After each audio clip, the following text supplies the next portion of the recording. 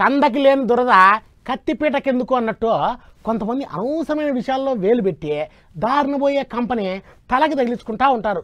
ఇట్లాంటి వాళ్ళు మన మధ్య కూడా చాలామందే ఉంటారు. వద్దురా బాబు అంటే అస్సలు వినరు.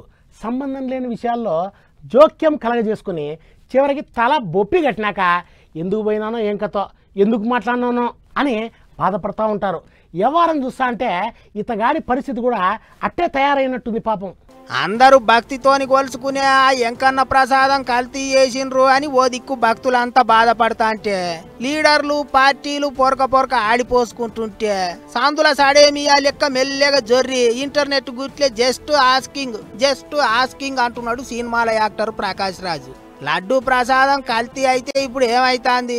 వట్టిగా బొబ్బ చేస్తాన్రు. ఏమనుంటే లోపల గుసగుస మాట్లాడుకోవాలి గాని గిట్లా బయటకు వచ్చి మైకుల ముంగట ఆడిపోసుకుంటే ఎట్లా? లొల్లులైతాయి అన్నట్టు కామెంట్లు రాసిండు. గంతేకాదు లడ్డూతోని రాజకీయం చేస్తాన్రు అన్నట్టు తాపకో కామెంట్ రాసుకుంటా అనేటి అన్ని అనుకుంటా జస్ట్ ఆస్కింగ్ అంటున్నాడు. గట్ల కారెడ్డం ఆడుతున్నాడనే మొన్న ఇంద్రకీలాద్రి మీద వెలిసిన దుర్గమ్మను దర్శనం చేసుకొని పోయిన deputy CM Pawan Kalyan sir గట్టిగానే సురుకులు పెట్టిండు. ప్రకాష్ రాజుకి ఏం సంబంధం, ఏంటికి మాట్లాడుతాండు అని మందలిచ్చిండు.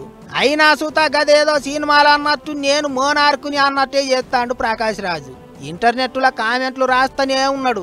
అంతేకాదు గెలవక ముందు ఓ అవతారం, గెలిచినాక ఓ అవతారం అని ఓ కామెంట్ రాసిండు. పవనాల సారు గురించే రాసిండేమోనని ఆయన అభిమానులు పొట్టు సాపిస్తున్నారు. గిట్లా గెలికి కయ్యం తీసినట్టు ప్రకాష్ రాజుకి ఏం అవసరం అని కొంతమంది, ఆయన ఇష్టం మీకేమైతాంది కష్టం అభిప్రాయం కూడా చెప్పొద్దా అని ఇంకింతమంది తీరొక్క మాట్లాడుకుంటారు. ఓ దిక్కు లడ్డూ లడాయి చేయబట్టి గరం ముచ్చట్లు నడుస్తా అంటే నడుమ పునాస పురుగు లెక్క ప్రకాష్ రాజు కామెంట్లు చేయబట్టి అందరి నడుమ కయ్యం కుయ్యం ఇంకింత ఎక్కువనే అవుతుంది కానీ తక్కువ అయితలేదు. మరిగా ఏమైతుందో ఏం కథనో చూసుకుంటూ పోవాలి.